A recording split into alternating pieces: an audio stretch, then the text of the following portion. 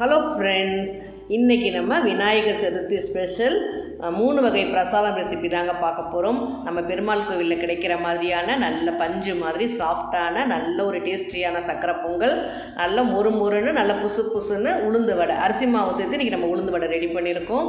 அடுத்து பார்த்திங்கன்னா பிள்ளையார்பட்டி கொழுக்கட்டை தாங்க ரெடி பண்ணியிருக்கேன். இதுக்கு மாவுலாம் நம்ம அரைக்க வேணாம், பூர்ணமாக ரெடி பண்ண வேணாம். நல்ல ஒரு ஹெல்த்தியான நல்ல ஒரு டேஸ்டியான பிள்ளையார்பட்டி மோதகம் ரெடி பண்ணியிருக்கேன். இது ஃபுல் டீட்டெயில்டு வீடியோ தாங்க இன்றைக்கி நம்ம பார்க்க போகிறோம். இந்த வீடியோவில் நிறைய டிப்ஸ் அண்ட் ட்ரிக்ஸ் எல்லாம் இருக்குது. வீடியோ ஸ்கிப் பண்ணாமல் பாருங்கள் ஃப்ரெண்ட்ஸ். நம்ம சேனலில் முதல் முறையாக பார்த்தீங்கன்னா மறக்காமலோட விகாசமில் சப்ஸ்கிரைப் பண்ணிட்டு பக்கத்தில் இருக்க பெல் ஐக்கானை கிளிக் பண்ணிக்கோங்க. வாங்க இப்போ நம்ம வீடியோக்குள்ளே போய் பிரசாதம்லாம் எப்படி ரெடி பண்ணுறோம் அப்படின்றத பார்க்கலாம். என்னோடய ரெசிபிஸ்லாம் பிடிச்சிருந்ததுன்னா மறக்காம ஒரு லைக் மட்டும் கொடுங்க.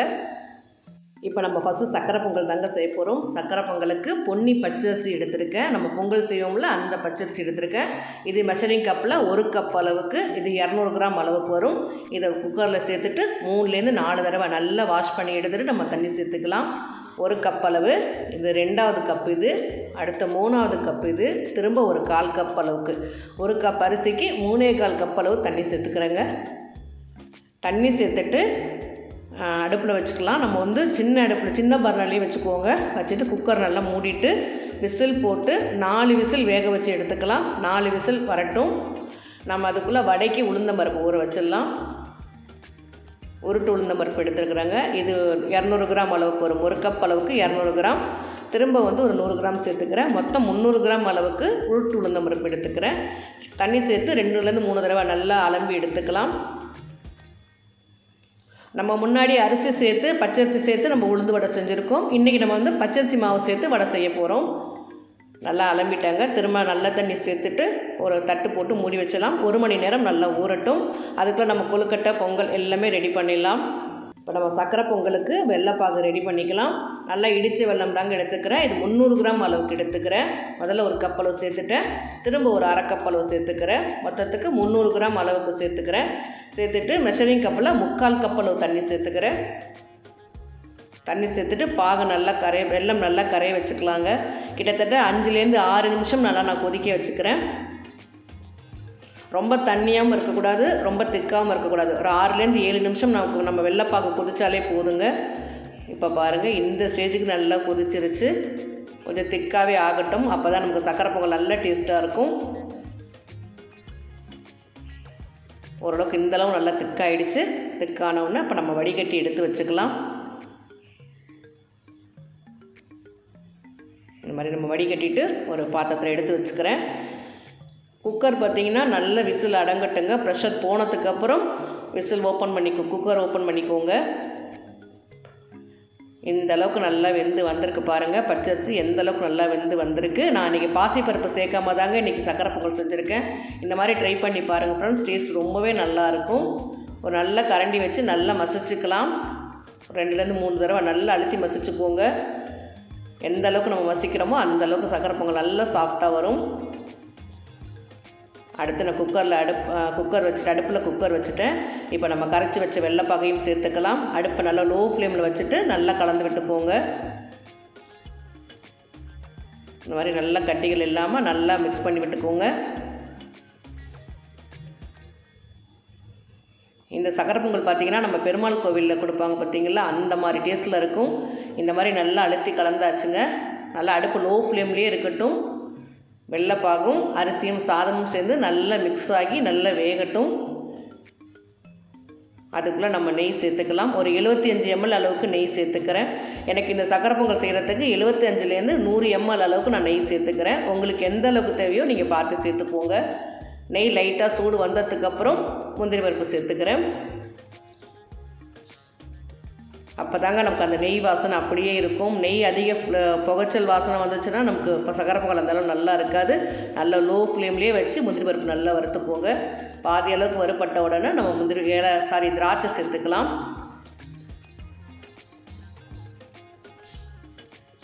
நல்லா முந்திரி பருப்பும் திராட்சையும் நல்லாவே வறுப்பட்டுருச்சுங்க. நல்லா லோ ஃப்ளேம்லேயே வச்சு கலந்துக்குவோங்க. இப்போ நம்ம சக்கரை பொங்கலை சேர்த்துக்கலாம். திரும்ப நெய் சேர்த்துட்டு திரும்ப வேகும்போது இன்னும் சக்கரை பொங்கல் நல்லா சாஃப்டாகும். அதனால தான் நான் முந்திரி பருப்பு திராட்சை முன்னாடியே நான் தாளிச்சிட்டேன். நல்லா ஒரு தடவை மிக்ஸ் பண்ணி விட்டுக்கலாம். நம்ம நெய் சேர்த்து தாளித்ததுக்கப்புறம் அடுப்பில் வச்சுருந்தோன்னா நல்லா சாஃப்டாக இருக்கும். நல்ல டேஸ்ட் வந்து சக்கரை பொங்கலை நல்லாவே எடுத்து கொடுக்கும். சூப்பராக இருக்குது ஃப்ரெண்ட்ஸ். இப்போவே நல்ல வாசனை கம்மன்னு சூப்பராக இருக்குது. இந்த மாதிரி நல்லா சாஃப்டாக வரும். அடுப்பு நல்லா லோ ஃப்ளேம்லேயே வச்சுக்கோங்க. அடி பிடிக்காமல் நல்லா கலந்து விட்டுக்கோங்க. இந்த மாதிரி நல்ல ஒரு டேஸ்டியான சக்கரை பொங்கல் சூப்பராக ரெடி ஆகிடுச்சு. இதுக்கு வந்து இப்போ நம்ம ஏலக்காய் அரைச்சி எடுத்துக்கிறேன். ஒரு 6 ஏலக்காய் எடுத்துக்கிறேன். 6 ஏலக்காய் நல்லா பொடி பண்ணி எடுத்துட்டேன். அடுத்து பார்த்திங்கன்னா பச்சை கற்பூரம் சின்ன துண்டு எடுத்துக்கோங்க. ரொம்ப அதிகம் சேர்க்க வேணாம். சின்ன பீஸ் எடுத்துகிட்டு நல்லா பொடி பண்ணி சேர்த்துக்கோங்க. இந்த பச்சை கற்பூரம் சேர்க்கும் போது நம்ம பெருமாள் கோவிலில் சாப்பிட்ற அதே டேஸ்ட் இருக்கும். ஒரு சின்ன பிஞ்ச் அளவுக்கு டேபிள் சால்ட்டு சேர்த்துக்கிறேன். சக்கரை பொங்கல் பாருங்கள் எந்த அளவுக்கு நல்லா சாஃப்டாக நல்லா மிக்ஸ் ஆகி நல்லா இருக்குது. வாசனை சூப்பராக இருக்குது ஃப்ரெண்ட்ஸ். ட்ரை பண்ணி பார்த்துட்டு உங்களோட கமெண்ட்டை பதிவு பண்ணுங்கள். எனக்கு இந்த அளவுக்கு நல்லா சாஃப்டாகிடுச்சு. நெய் சேர்த்துட்டு ஒரு 10லேருந்து 15 நிமிஷம் அடுப்பை நல்லா லோ ஃப்ளேம்லேயே வச்சு நல்லா கலந்து வச்சிங்கன்னா டேஸ்ட்டு சூப்பராக இருக்கும். நமக்கு நல்ல சாஃப்டான நல்ல ஒரு டேஸ்டியான சக்கரை பொங்கல் அட்டகாசமாக ரெடி ஆகிடுச்சு. இப்போ நம்ம எடுத்து வச்சுக்கலாம். நல்லா அல்வா மாதிரியான சக்கரை பொங்கலுங்க. ட்ரை பண்ணி பார்த்துட்டு உங்கள் கமெண்ட்டை பதிவு பண்ணுங்கள்.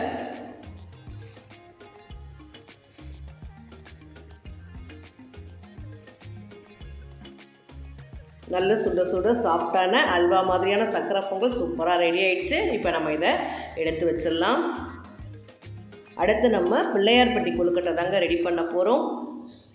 இது வந்து மாவு பச்சரிசி எடுத்துக்கிறேன். மாவு பச்சரிசி இல்லைன்னா பொன்னி பச்சரிசி எது வேணாலும் எடுத்துக்கலாம். இது மெஷரிங் கப்பில் 1 கப் அளவு எடுத்துக்கிறேன். இது 200 கிராம் அளவுக்கு வரும். நீங்கள் மெஷரிங் கப்பில் அளந்துக்கோங்க, இல்லைன்னா டம்ளர் அளவு கூட நீங்கள் அளந்துக்கோங்க. இதை ஒரு பவுலில் சேர்த்துட்டு 2லேருந்து 3 தடவை நல்லா வாஷ் பண்ணி எடுத்துக்கலாம். நம்ம ஊரெல்லாம் வைக்கக்கூடாதுங்க. நல்லா தண்ணி இல்லாமல் வடிகட்டிட்டு அடுப்பில் ஒரு வாணலி வச்சுட்டு நம்ம அப்படியே அந்த அரிசியை சேர்த்துட்டு வறுக்க தான் போகிறோம். அடுப்பு நல்லா ஹை ஃப்ளேமில் வச்சுக்கோங்க. ஊரெல்லாம் வைக்கக்கூடாது. நம்ம ஒரு 3லேருந்து 4 தடவை நல்லா அலம்பிட்டு அப்படியே நம்ம ட்ரை ரோஸ்ட் பண்ண வேண்டியது தான். நல்லா எல்லா பக்கமும் நல்லா கலந்து விட்டு நல்லாவே வறுத்துக்கோங்க. அரிசி நமக்கு நல்லா பொரிஞ்சு வரணும். முதல்ல அடுப்பு நல்லா ஹை ஃப்ளேமில் வச்சுக்கோங்க. ஒரு 3லேருந்து 4 நிமிஷம் நல்லா ஹை ஃப்ளேமில் இருக்கட்டும். அரிசி ஓரளவுக்கு நல்லா பொரியிற ஸ்டேஜ் வரும்போது நம்ம மீடியம் ஃப்ளேம் வச்சுக்கலாம்.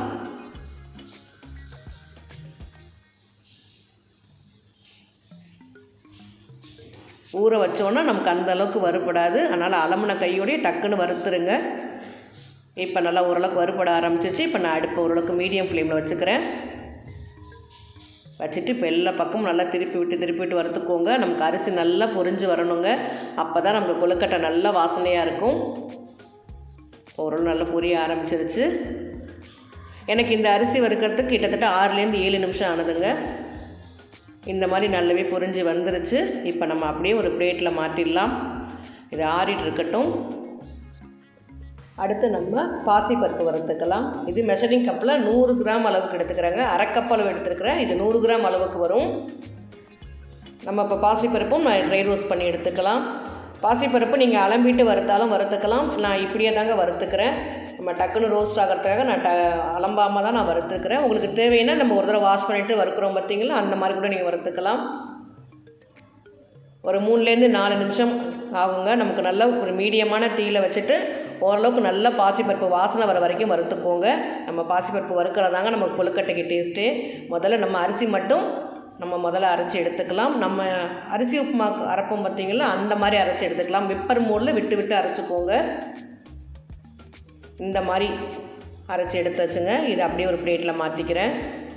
ஓரளவு நைஸாகவும் இருக்குது. ரொம்ப நைஸாக வேண்டாம், சின்ன திரியாக அரைச்சி எடுத்துக்கோங்க. அடுத்து பாசிப்பருப்பும் நம்ம அந்த மாதிரி விப்பர் மோடில் விட்டு அரைச்சிக்கோங்க, இல்லைன்னா மாவாயிடும். நான் வந்து பாசிப்பருப்பு 2 சேர்த்து அரைச்சோன்னா பாசிப்பருப்பு ரொம்ப அதிகமான நைஸாகிடும். அப்போ நம்ம கலரும் போது பார்த்திங்கன்னா நிறைய கட்டிகள் பிடிக்கும். அதனால தான் நான் அரிசி தனியாக வறுத்துட்டு அரைச்சிருக்கேன், பாசிப்பருப்பு தனியாக வறுத்துட்டு அரைச்சிருக்கேன். இந்த மாதிரி ட்ரை பண்ணி பாருங்கள் ஃப்ரெண்ட்ஸ். அடுத்து கொழுக்கட்டைக்கு நம்ம வெள்ளைப்பாகு ரெடி பண்ணிக்கலாம். மெஷரிங் கப்பில் 1.25 கப் அளவுக்கு வெல்லம் எடுத்துருக்கேன். இது 1/4 கிலோ அளவுக்கு வரும். மெஷரிங் கப்பில் 1/2 கப் அளவு தண்ணி சேர்த்துக்கிறேன். தண்ணி சேர்த்துட்டு அடுப்பில் வச்சு நல்லா கலந்து விட்டுக்கோங்க. இதுக்கு வந்து நம்ம பாகு பதம்லாம் தேவையில்லைங்க. ஓரளவுக்கு ஒரு 5 நிமிஷம் இல்லை 5லேருந்து 6 நிமிஷம் நமக்கு நல்லா கொதிச்சா போதும். கொதித்தோடனே நம்ம வடிகட்டி எடுத்து வச்சுக்கலாம்.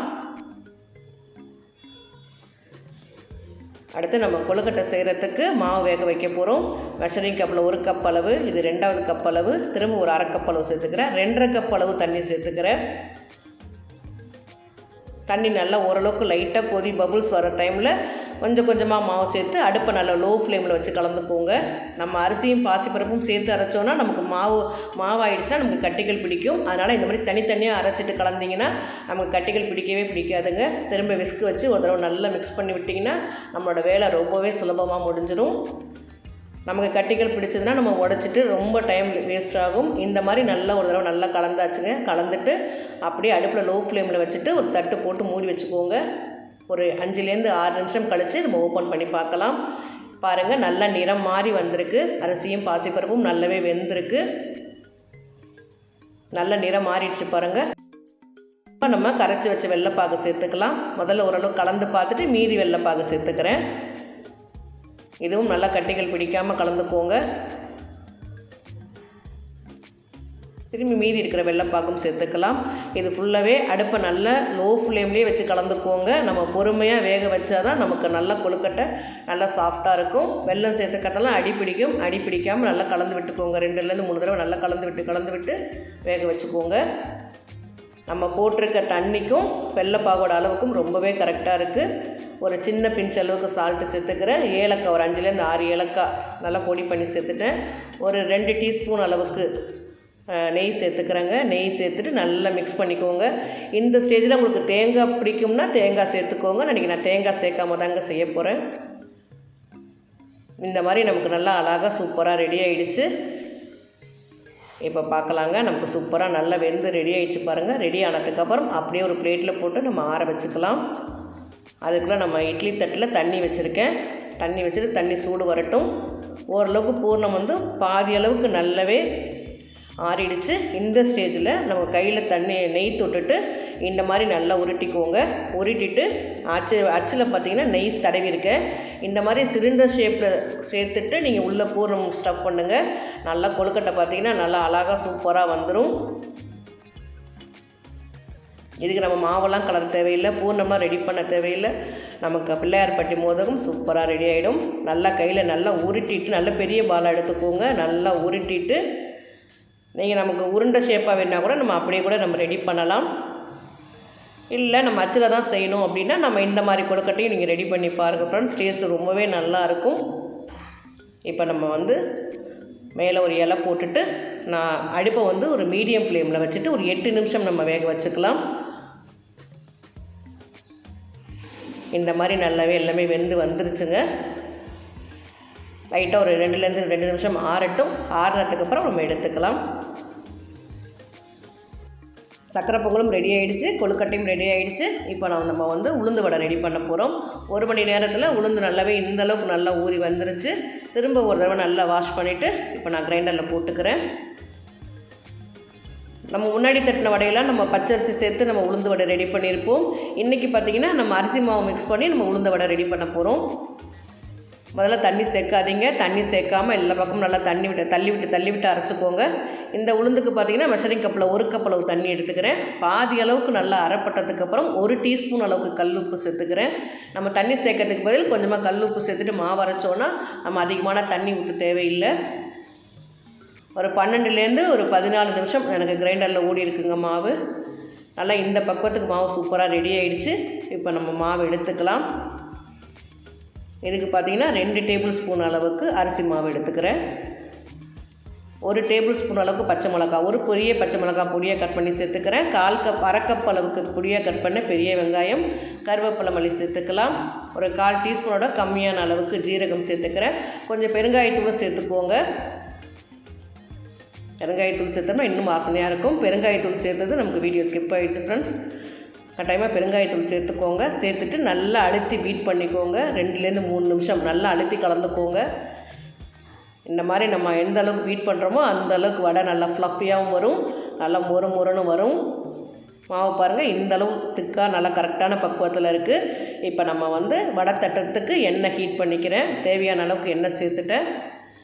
நல்லா கையை வந்து தண்ணியில் நனைச்சிக்கோங்க. நனைச்சிட்டு இந்த மாதிரி உருட்டி பாருங்கள். கையில் கொஞ்சம் கூட மாவு ஒட்டக்கூடாதுங்க. இந்த மாதிரி இருந்துச்சுன்னா நமக்கு வடையோட வடை மாவோட பக்கம் ரொம்பவே கரெக்டாக இருக்குன்னு அர்த்தம். அடுத்து ஒரு 10லேருந்து 15 மிளகு சேர்த்துக்கிறேன். மிளகு சேர்க்க மறந்துட்டேன்.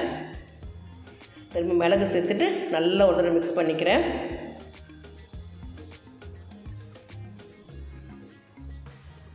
நமக்கு எந்த அளவுக்கு வடை வேணுமோ அந்த அளவுக்கு சைஸ் ஒரு மாவு எடுத்துக்கோங்க. நல்லா இப்படி உருட்டி பாருங்கள், அழகாக உருட்டுறதுக்கு வரும். இப்போ எண்ணெய் நல்லா ஹீட் ஆகிடுச்சு. இப்போ அடுப்பை நல்லா மீடியம் ஃப்ளேமில் வச்சுட்டு ஒரு வடைகளாக தட்டி போட்டுக்கலாம்.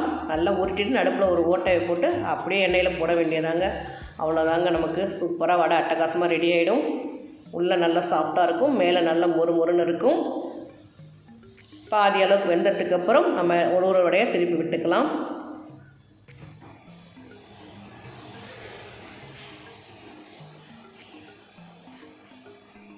ரெண்டு பக்கமும் நல்லா திருப்பி விட்டு வேக வச்சுக்கோங்க. இப்போ எல்லா வடையும் நல்லா நிறம் மாறி அட்டகாசமாக சூப்பராக ரெடி ஆகிடுச்சு. இது கொஞ்சம் கூட எண்ணெய் குடிக்காதுங்க. நீங்கள் அழகாக நம்பி செய்யலாம். கொஞ்சம் கூட எண்ணெய் இல்லாமல் நல்லா வடிகட்டிட்டு நான் அப்படியே ஒரு பிளேட்டில் எடுத்து வச்சுக்கிறேன். எண்ணெய் குடிக்காமல் வடை வேணும்னா இந்த மாதிரி ட்ரை பண்ணி பாருங்கள் ஃப்ரெண்ட்ஸ். அடுத்து நம்ம செஞ்சு வச்ச எல்லா பிரசாதமும் நம்ம இலையில் எடுத்து வச்சுக்கலாம். சக்கரை பொங்கல் எடுத்து வச்சுருக்கிறேன், வடை எடுத்து வச்சுருக்கேன். அடுத்து பிள்ளையார்பட்டி கொழுக்கட்டை, பிள்ளையார்பட்டி மோதகமும் ரெடி பண்ணிக்கலாம். சக்கரை பொங்கல் பாருங்கள் எந்த அளவுக்கு நல்லா சாஃப்டாக மெத்துன்னு இருக்குது. டேஸ்ட்டு ரொம்பவே நல்லாயிருக்கும் ஃப்ரெண்ட்ஸ். ட்ரை பண்ணி பார்த்துட்டு உங்கள் கமெண்ட்டை பதிவு பண்ணுங்கள். அடுத்து வடை பாருங்கள், உள்ளே எந்த அளவுக்கு நல்லா சாஃப்டாக இருக்குது, மேலே நல்லா மொறுன்னு வந்திருக்கு. உண்மையாகவே சொல்கிறேன் ஃப்ரெண்ட்ஸ், டேஸ்ட் ரொம்பவே நல்லா இருக்குது. அடுத்து கொழுக்கட்டை பாருங்கள், நல்லா சாஃப்டாக வெந்திருக்கு, நல்லா உதிரியாகவும் வந்திருக்கு. கொழுக்கட்டையும் ட்ரை பண்ணிவிட்டு உங்கள் கமெண்ட்டை பதிவு பண்ணுங்கள். மறக்காமல் என்னோடய வெகா சமையலை சப்ஸ்கிரைப் பண்ணிக்கோங்க. தேங்க்யூ.